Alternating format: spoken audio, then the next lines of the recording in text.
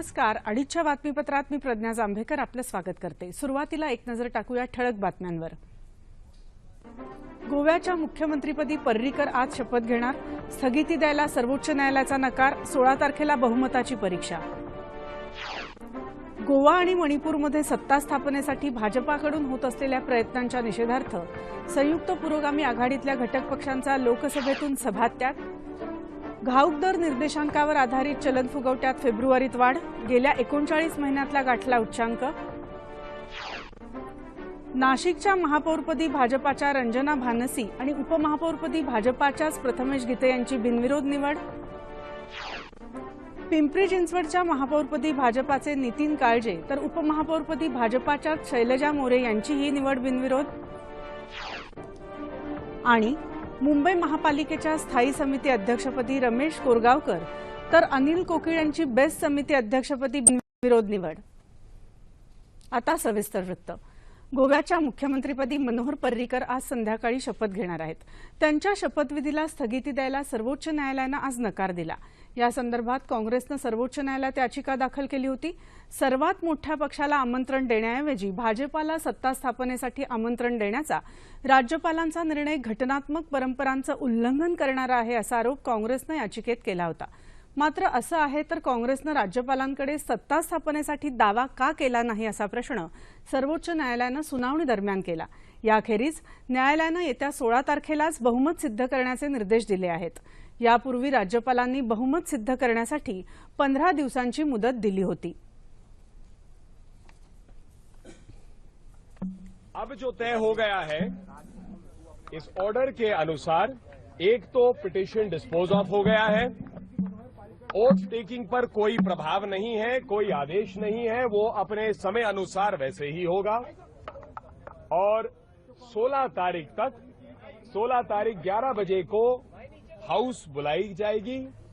Governor से request KIA गया है कि 11 बजे तक आए और उसी दिन फ्लो टेस्ट दिन के दौरान समापन उसका हो. दरम्यान गोव्यामध्ये कुठलाही घोडेबाजार झाला नसल्याचं केंद्रीय मंत्री नितीन गडकरी यांनी म्हटलं आहे. अंतर्गत वादामुळे काँग्रेस पक्षनेता निवडू शकला नाही असं ते म्हणाले. मणिपूरमध्ये भाजपा विधिमंडळ नेतेपदी निवड झालेल्या एन बिरेन सिंग यांना राज्यपाल नजमा हेपतुल्ला यांनी सत्ता स्थापनेसाठी पाचारण केलं आहे. गोव्याप्रमाणेच 60 सदस्यांच्या मणिपूर विधानसभेत त्रिशंकू कौल मिळाल्यानंतर सत्ता स्थापनेबाबत तिढा निर्माण झाला होता. तिथं काँग्रेसला 28 तर भाजपाला 21 जागा मिळाल्या असून भाजपानं काल अपक्ष आणि अन्य आमदारांचा पाठिंबा मिळवत 32 सदस्यांचा पाठिंबा असल्याचं पत्र राज्यपालांना सादर केलं. त्याच दरम्यान मुख्यमंत्री आणि काँग्रेस नेते ओक्राम इबोबी सिंग यांनीही राज्यपाल हेपतुल्ला यांची भेट घेऊन सत्ता स्थापनेसाठी आमंत्रित करण्याची विनंती केली. नवं सरकार स्थापन करण्याच्या प्रक्रियेसाठी राज्यपालांनी काल इबोबी सिंग यांना मुख्यमंत्री पदाचा राजीनामा देण्याची सूचना केली आणि त्यानंतर सिंग यांनी मुख्यमंत्री पदाचा राजीनामा दिला. या घडामोडीनंतर राज्यपाल हेपतुल्ला यांनी एन बिरेन सिंग यांना सरकार स्थापनेसाठी पाचारण केलं. मणिपूरमध्ये काँग्रेस आणि तृणमूल काँग्रेसच्या प्रत्येकी एका सदस्यानं भाजपात प्रवेश केला असून काही अपक्षांसह एकूण 9 सदस्यांनी भाजपाला पाठिंबा जाहीर केला आहे. पंजाबमध्ये कॅप्टन अमरिंदर सिंग यांच्या नेतृत्वाखालच्या काँग्रेसच्या नव्या सरकारचा शपथविधी येत्या गुरुवारी होणार असून त्याच दिवशी उत्तर प्रदेश आणि उत्तराखंड राज्यांमध्ये भाजपाच्या विधिमंडळ नेतेपदाची निवडणूक होणार आहे.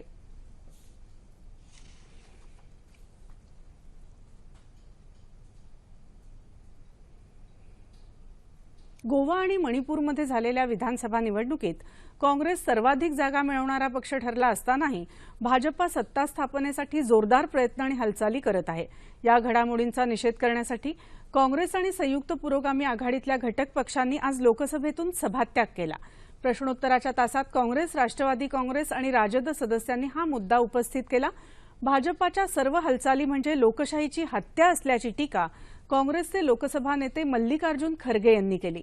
तेव्हा असे प्रश्न शून्य प्रहरात उपस्थित करा असं लोकसभा अध्यक्ष सुमित्रा महाजन यांनी स्पष्ट केलं.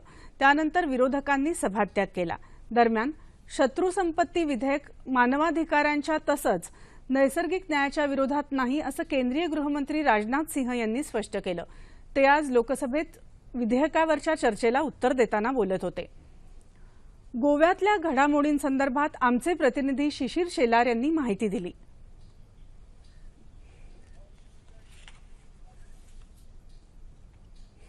ज्या सध्या हालचालींना गोव्यात अगदी वेग लागलेला आहे. सध्या जवळपास संध्याकाळी 5च्या सुमारास इकडे शपथविधी कार्यक्रम होणार आहे. त्यामध्ये दिल्लीतून भाजपचे दिग्गज नेते येणार आहेत. त्याचबरोबर इतर गोव्यातले पक्ष आणि त्यांचे कार्यकर्ते देखील मोठ्या प्रमाणात राजभवनावरती उपस्थित लावणार आहेत. आजची घडामोड ह्यासाठी देखील महत्वाची ठरते, कारण का काँग्रेसनं आज सुप्रीम कोर्टात दावा केला होता की ज्या प्रकारे एकूणच सत्ता प्रस्थापित बीजेपीकडून केली जाते ती घटना बाह्य आहे आणि त्याच्यामुळे त्यांनी सुप्रीम कोर्टात याला चॅलेंज केलं होतं. पण सुप्रीम कोर्टाने निर्णय दिला आहे की सध्याचा जो शपथविधीचा कार्यक्रम आहे तो तसाच सुरू राहील आणि काँग्रेसला जर त्यांच्याकडे 21 आमदारांचं समर्थन असेल तर त्यांनी ते हाऊसमध्ये समर्थन जे आहे दाखवावं. तर यावरती आज बीजेपीने आपला जो कार्यक्रम होता, नियोजित कार्यक्रम होता शपथविधीचा, तो पुढे थोड्याच वेळात तो संध्याकाळी सुरू होईल. पण त्याच वेळेला काँग्रेसने देखील सांगितलेलं आहे की ते सध्या आश्वस्त आहेत की त्यांच्याकडे जे 21 आकडा आहे तो लवकरच सदनामध्ये सांगतील आणि त्यांची मेजॉरिटी प्रूव्ह करतील. सध्या त्यांच्याकडे आकडा हा 17 आमदार त्यांचं समर्थन करत आहेत. सध्याची परिस्थिती बघितली तर बीजेपीमध्ये एकूणच त्यांचे 13 आमदार आणि इतर पक्षांमध्ये महाराष्ट्रवादी गोमांतक पक्ष अथवा गोवा फॉरवर्ड यांचे प्रत्येकी 3 आमदार आणि त्याचबरोबर जे अपक्ष आमदार आहेत त्यांची संख्या मिळून जवळपास 22ची संख्याबळ बीजेपीकडे सध्याच्या घडीला आहे. तर काँग्रेसकडे सध्या 17 आमदारांचा पाठबळ आहे. आता हाच आकडा जर हाऊसमध्ये जर काँग्रेसने प्रूव्ह केला की किंवा जर त्यांना 21 पर्यंत जर त्यांना मजल मारता आली तर कुठे ना कुठे पूर्ण गणित दिसेल. पण सध्याच्या घडीला तरी बीजेपी आणि इतर जे गोव्यातले राजकीय पक्ष आहेत ते एकत्र येऊन सत्ता स्थापनेसाठी इकडे प्रयत्न करतात आणि आज हा शपथविधी सोहळा इकडे होतो आणि त्याच्या लगेचच 48 तासांमध्ये जसं सुप्रीम कोर्टाने सांगितलेलं आहे की हाऊसमध्ये तुम्हाला मेजॉरिटी प्रूव्ह करावी लागेल तर त्या निर्देशानुसारच 16 तारखेला 11 वाजता जे आहे ते सदनामध्ये शक्ती परीक्षण होईल. त्याच्यामध्ये समजेल की कुठल्या पक्षासाठी जास्त आमदारांचं समर्थन आहे आणि त्यावरूनच पुढची धुरा काय असेल, गोव्यातली राजकीय परिस्थिती कशी असेल ती आपल्या दुसरीकडे. पण सध्या तरी राजकीय परिस्थिती गोव्याची फार होऊन निघालेली आहे. आत्ताच काँग्रेसचं एक आमदारांचं जे प्रतिनिधी मंडळ होतं त्यांनी गव्हर्नर यांची भेट घेतली. त्यांनी सांगितलं की काँग्रेस पार्टी गोव्यामध्ये हा एक सिंगल लार्जेस्ट पार्टी म्हणून उद्या ठरेल आणि त्यामुळे नॅचरली काँग्रेसला जे आहे सत्ता स्थापन करण्यासाठी प्रथम प्राधान्य देण्याची गरज आहे आणि त्यानुसार आता सुप्रीम कोर्टाने जे सांगितलेलं आहे त्यावरती काँग्रेस पार्टी संपूर्ण विश्वास आहे आणि त्यामुळेच सदनामध्ये ते आपले जे बहुमत ते पूर्ण करण्याचा प्रयत्न करतील तसा मौका त्यांना गव्हर्नर यांनी द्यावा असं देखील त्यांनी प्रतिपादन गव्हर्नरकडे केलेलं आहे. राज्यपाल येत्या 16 तारखेला एक हाऊस टेस्ट होईल. त्याच्यामध्येच नक्की गोव्याची परिस्थिती काय, कोणाला किती पाठबळ आहे ही समोर येईल. माहितीबद्दल धन्यवाद शिशिर. उत्तर प्रदेश, उत्तराखंड आणि मणिपूरमध्ये भाजपानं मिळवलेल्या यशामुळे पंतप्रधान मोदी यांची लोकप्रियता कायम असून 2019 साली होणाऱ्या लोकसभा निवडणुकीतही कायम राहील आणि भाजपा पुन्हा केंद्रात सत्तेवर येईल अशी प्रतिक्रिया अमेरिकेतल्या जाणकारांनी व्यक्त केल्या आहेत. या निकालांवरून 2014च्या लोकसभा निवडणुकांमध्ये भाजपाला मिळालेलं यश हे प्रस्थापितांच्या विरोधातच होतं हे स्पष्ट झालं आहे, अशी प्रतिक्रिया जॉर्ज वॉशिंग्टन विद्यापीठातले राज्यशास्त्राचे प्राध्यापक ॲडम झिंगफेल्ड यांनी म्हटलं आहे. आपल्या दाव्याच्या पुष्टीसाठी त्यांनी पंजाबच्या निकालांचाही दाखला दिला आहे. या निकालांमुळे पंतप्रधान मोदींचा करिश्मा कायम असून विमुद्रीकरणाच्या निर्णयाचा भाजपाला चांगला लाभ मिळाला, अशी प्रतिक्रिया अमेरिकन एंटरप्राइज इन्स्टिट्यूटचे फेलो सदानंद धुमे यांनी व्यक्त केली आहे. नुकत्याच झालेल्या विधानसभा निवडणुकीच्या वेळी धुमे उत्तर प्रदेशात हजर राहून आढावा घेत होते. यावेळी भाजपानं उत्तर प्रदेश आणि उत्तराखंड राज्यात अत्यंत योजनाबद्ध रीतीनं प्रचार केल्यामुळे त्यांना हे यश मिळालं. मात्र अन्य पक्षांना ते जमलं नाही, असंही धुमे यांनी म्हटलं आहे. जातीच्या समीकरणाचा अत्यंत कौशल्यानं वापर करून भाजपानं विरोधकांवर मात केली, असं मत त्यांनी व्यक्त केलं. या जनमताच्या जोरावर राज्यसभेतली भाजपाची स्थिती सुधारल्यानंतर मोदी आर्थिक सुधारणांसाठी अधिक कठोर निर्णय घेतील.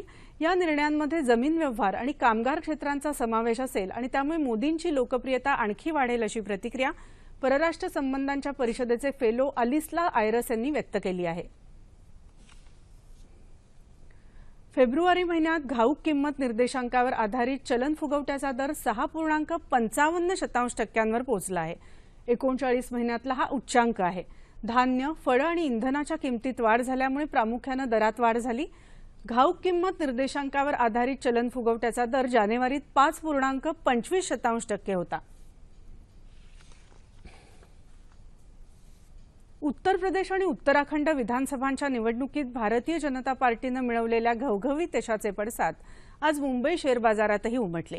निवडणूक निकालानंतर प्रथमच सुरू झालेल्या बाजारात निर्देशांकानं सुरुवातीपासूनच उसळी घेतली.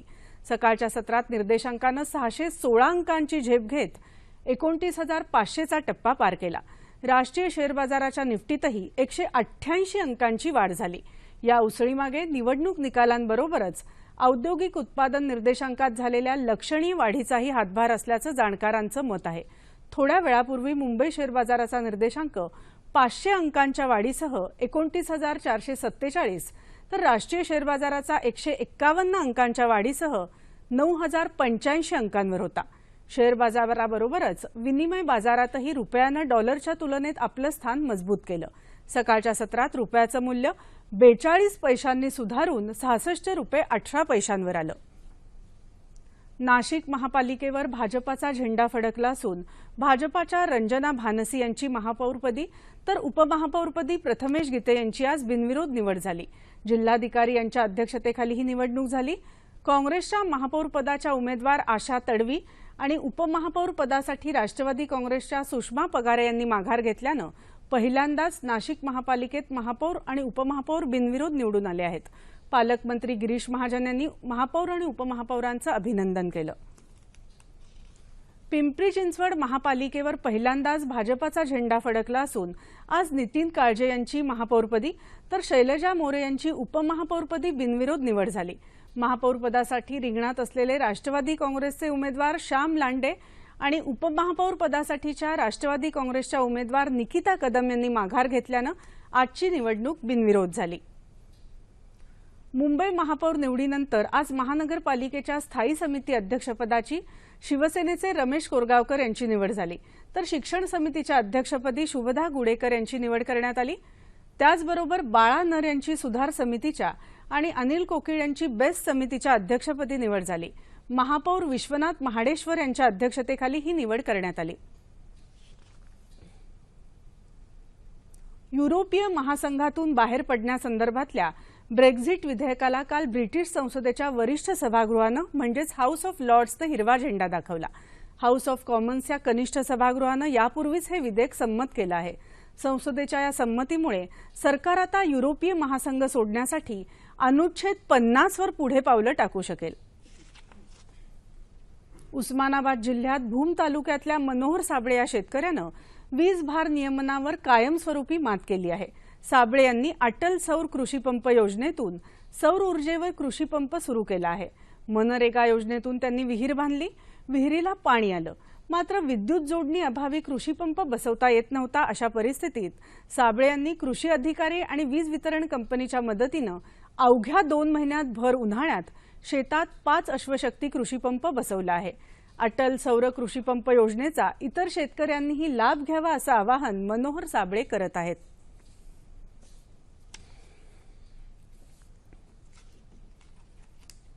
मी अल्पभूधारक शेतकरी असल्यामुळे मला नरेगामधून विहीर मिळाली. मला लाईट जवळ नसल्यामुळे पाणी कसं उपसावं ह्याची पंचायत पडली. मग त्यानंतर मला कृषी अधिकारी आणि महावितरण यांच्याकडून सल्ला मिळाला. मी सल्ला मिळाल्यानंतर त्यांच्याकडे प्रस्ताव केला.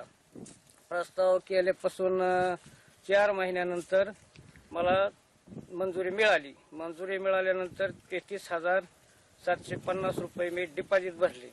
डिपॉझिट भरल्यापासून 2 महिन्यानंतर मला पंप मिळाला. राज्य सरकारनं शेतकऱ्यांच्या तुरीची नाफेडमार्फत सरसकट खरेदी करावी या प्रमुख मागणीसाठी स्वाभिमानी शेतकरी संघटनेतर्फे खासदार राजू शेट्टी यांच्या नेतृत्वाखाली काल जिल्हाधिकारी कार्यालयावर मोर्चा काढण्यात आला. हमी भावात तूर खरेदी करण्याबरोबरच उन्हाळ्यात शेतकऱ्यांच्या वीज जोडण्या तोडू नयेत, संपूर्ण कर्जमाफी करून शेतकऱ्यांचा 7/12 कोरा करावा अशा मागण्याही यावेळी करण्यात आल्या. शेतकऱ्यांच्या प्रश्नांवर राज्यातले विरोधी पक्ष काहीही करत नसून फक्त शेतकरी संघटना लढा देत आहे. शेतकरी संघटित झाल्याशिवाय त्यांचे प्रश्न सुटणार नाहीत असं वस्त्रोद्योग महामंडळाचे अध्यक्ष रविकांत तुपकर यावेळी म्हणाले. पूर्वीचं आघाडी सरकार दडपशाही करून शेतकऱ्यांवर अन्याय करत होतं, तर आत्ताचं सरकार शेतकऱ्यांशी गोड बोलत त्यांच्यावर अन्याय करत आहे असं खासदार राजू शेट्टी यावेळी म्हणाले. शेतकऱ्याला कर्जमुक्त करून त्याचा 7/12 कोरा केला पाहिजे आणि 5,050 हा जो सरकारनं हमीभाव जाहीर केलेला आहे त्या हमीभावानं विना अट किंवा कसल्याही जाचकाठी न लावता ताबडतोब शेतकऱ्याची तूर खरेदी केली पाहिजे। त्याचबरोबर केंद्र सरकारनं जाहीर केलेला 300 रुपयाचा बोनस आणि राज्य सरकारनं त्याच्यामध्ये 200 रुपये घालून किमान 500 रुपयाचा बोनस शेतकऱ्यांना द्यावा। केवळ पारंपरिक शेतीवरच अवलंबून न राहता पाण्याचं योग्य नियोजन आणि आधुनिक प्रयोगांचा वापर केला तर अशी शेती शेतकऱ्याला लाभदायक ठरू शकते, हे वाशिम जिल्ह्यातल्या एका ध्येयवेड्या शेतकऱ्यानं कृतीतून दाखवून दिलं आहे। पाहूया त्याबाबतचा हा वृत्तांत। आधुनिक तंत्रज्ञानाचा वापर आणि पाण्याचं योग्य नियोजन केलं तर मिरचीच्या पिकातूनही भरघोस उत्पन्न घेता येतं, हे दाखवून दिलंय वाशिम जिल्ह्यातल्या डोंगर किन्ही इथले शेतकरी डॉक्टर हेमंत देशमुख यांनी। देशमुख यांनी सुरुवातीला मिरचीची रोपवाटिका सुरू केली, नंतर 7 एकर शेतात 5x1 अंतरावर मिरची रोपाची लागवड केली। अत्याधुनिक ऑटोमेशन युनिट आणि क्रॉप मॅनेजमेंट टेक्नॉलॉजी युनिटच्या माध्यमातून त्यांनी पाण्याचा योग्य वापर करून ठिबक सिंचनाच्या सहाय्यानं कमी पाण्यात आणि खताचा मर्यादित वापर करून शेतात उत्तम पीक घेतलं आहे। कृषी खात्याकडून मिळालेल्या शेततळ्यात दररोज ते बोरवेलचं पाणी सोडतात आणि नंतर त्या शेततळ्यातलं पाणी विहिरीमध्ये घेण्यात येतं। आजपर्यंत प्रति एकर 300 ते 350 क्विंटल ही मिरची माझी निघलेली असून ॲव्हरेज भाव हा 12 रुपये लागलेला आहे। याचं नियोजन करताना आम्ही सुरुवातीलाच अतिशय मोजून मापून पाणी दिलेलं आहे। ड्रिपद्वारे सर्व खताचं आणि पाण्याचं नियोजन केलेलं आहे।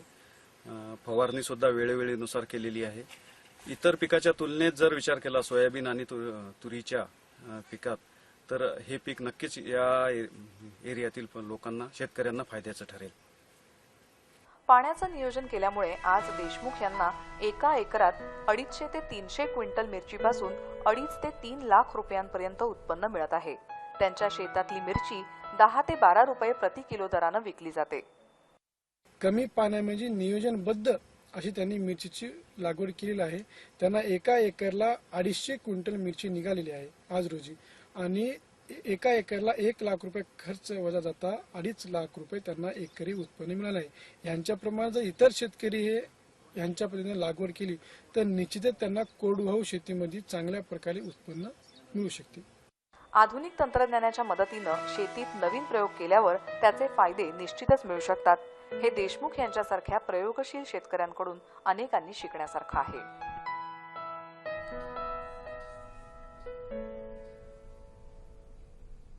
देशभरात काल धुळवड आणि रंगपंचमी मोठ्या जल्लोषात साजरी करण्यात आली। सर्वसामान्य नागरिकांबरोबरच राजकीय पक्षांचे नेते आणि मंत्रीही यात उत्साहानं सहभागी झाले होते।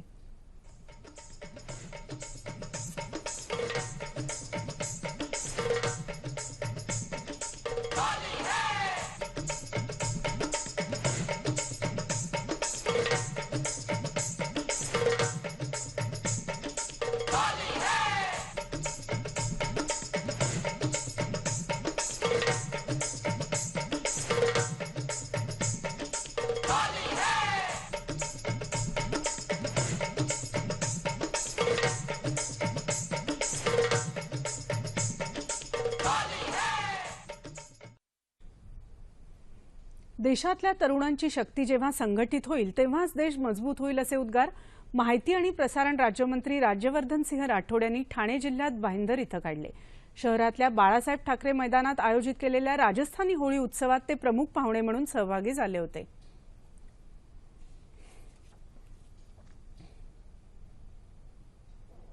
एक कोशिश है हम में से एक की कि इस देश को एक नई दिशा दी जाए। इस देश को नई दिशा देने के लिए जो ताकत चाहिए, जो फ्यूल चाहिए, जो एनर्जी चाहिए, वो एनर्जी सिर्फ युवाओं के अंदर से आ सकती है।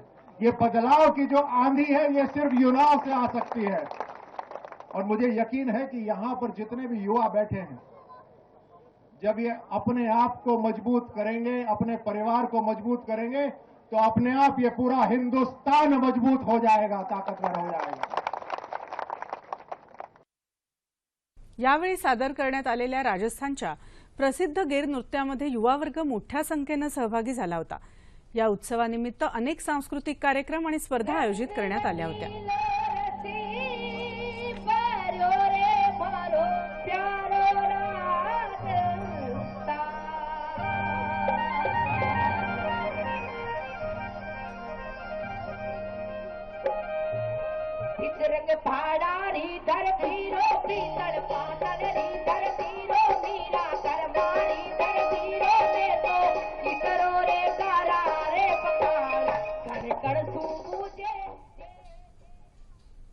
नंदुरबार जिल्ह्यात सातपुडा पर्वतरांगांच्या दुर्गम भागात असलेल्या काठी संस्थान इथं आदिवासींच्या होलिकोत्सवाला कालपासून सुरुवात झाली। 350 वर्षांची परंपरा लाभलेल्या या उत्सवात आदिवासींच्या देवदेवतांच्या काळापासून या होळीची सुरुवात असल्याचं म्हटलं जातं। राज्यासह गुजरात, मध्य प्रदेशातले शेकडो सांस्कृतिक पथकं पारंपरिक वेशभूषा, ढोल, डफ, टिमकी, पावा, बिरी अशा वाद्यांसह रात्रभर होळी साजरी करतात।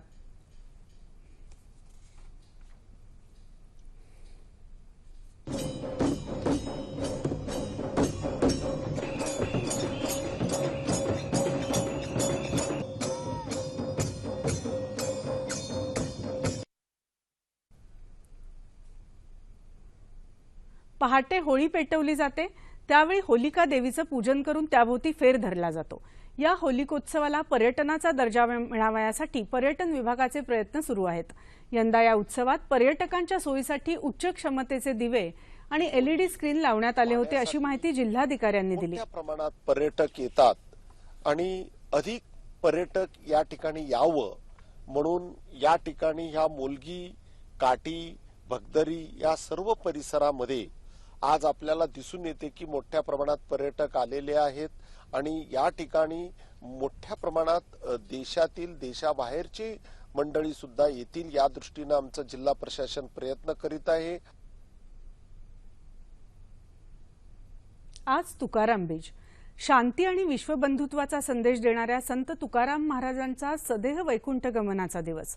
तुकाराम बीजेनिमित्त महाराजांच्या देहू या जन्मगावी असलेला मंदिर परिसर फुलं आणि भगव्या पताकांच्या सजावटीनं नटला होता आणि टाळ मृदंगाच्या गजरात दुमदुमून गेला होता। पहाटेच्या काकड आरतीनंतर विश्वस्तांच्या हस्ते तुकाराम महाराजांच्या मंदिरात पूजा अर्चा करण्यात आली। त्यानंतर महाराजांच्या पादुकांची पालखीतून मिरवणूक काढण्यात आली। तुकाराम तुकाराम आणि पुंडलिक वरदा हरी विठ्ठलच्या गजरात पालखी वैकुंठ स्थानाकडे मार्गस्थ झाली। वैकुंठ मंदिरात पालखी पोचल्यानंतर महाराजांच्या वैकुंठ गमनाचा सोहळा संपन्न झाला। यंदाही या सोहळ्यासाठी हजारो भाविक आणि विठ्ठल भक्त देहू गावात उपस्थित झाले होते। यंदा या सोहळ्याचं 369वं वर्ष आहे। बुलढाणा जिल्ह्यातल्या खामगाव इथं कुणबी समाज मंडळाच्या कार्यकर्त्यांनी तुकाराम महाराजांच्या पुतळ्याचं पूजन करून अभिवादन केलं। यावेळी खामगावचे माजी आमदार दिलीप कुमार सानंदा यांनी पुष्पहार अर्पण करून तुकाराम महाराजांप्रती आपल्या भावना व्यक्त केल्या। दिंड्या, पताकांसह मिरवणूक काढून तुकाराम महाराजांचा जय जयकार करण्यात आला। ज्येष्ठ साहित्यिका प्राध्यापक मालती किर्लोस्कर यांच्या पार्थिवावर काल रात्री उशिरा सांगली इथं अंत्यसंस्कार करण्यात आले। किर्लोस्कर यांचं काल वृद्धापकाळानं निधन झालं। त्या 92 वर्षांच्या होत्या। किर्लोस्कर मासिकाचे संस्थापक शंकरराव किर्लोस्कर यांच्या त्या कन्या। भाव फुले आणि फुलांची ओंजळ ही त्यांची पुस्तकं प्रसिद्ध आहेत। सांगलीतल्या विलिंग्डन महाविद्यालयानं 18 वर्ष मराठी विषयाच्या प्राध्यापिका म्हणून त्यांनी सेवा केली होती। त्यांच्या निधनानं मराठी साहित्य क्षेत्रात हळहळ व्यक्त होत आहे। हवामान, राज्यातल्या तापमानात अजूनही घट दिसून येत आहे। येत्या 48 तासात मध्य महाराष्ट्र, मराठवाडा आणि विदर्भात तुरळक ठिकाणी पाऊस पडण्याची शक्यता हवामान खात्यानं वर्तवली आहे। ठळक बातम्या पुन्हा एकदा। गोव्याच्या मुख्यमंत्रीपदी पर्रीकर आज शपथ घेणार। स्थगिती द्यायला सर्वोच्च न्यायालयाचा नकार। 16 तारखेला बहुमताची परीक्षा। गोवा आणि मणिपूरमध्ये सत्ता स्थापनेसाठी भाजपाकडून होत असलेल्या प्रयत्नांच्या निषेधार्थ संयुक्त पुरोगामी आघाडीतल्या घटक पक्षांचा लोकसभेतून सभात्याग। घाऊक दर निर्देशांकावर आधारित चलन फुगवट्यात फेब्रुवारीत वाढ। गेल्या 39 महिन्यातला गाठला उच्चांक। नाशिकच्या महापौरपदी भाजपाच्या रंजना भानसी आणि उपमहापौरपदी भाजपाच्याच प्रथमेश गीते यांची बिनविरोध निवड। पिंपरी चिंचवडच्या महापौरपदी भाजपाचे नितीन काळजे तर उपमहापौरपदी भाजपाच्या शैलजा मोरे यांचीही निवड बिनविरोध। आणि मुंबई महापालिकेच्या स्थायी समिती अध्यक्षपदी रमेश कोरगावकर तर अनिल कोकिळ यांची बेस्ट समिती अध्यक्षपदी बिनविरोध निवड। याबरोबरच हे बातमीपत्र संपलं। पुन्हा भेटूया संध्याकाळी 5 वाजता आपल्या सह्याद्री वाहिनीवर।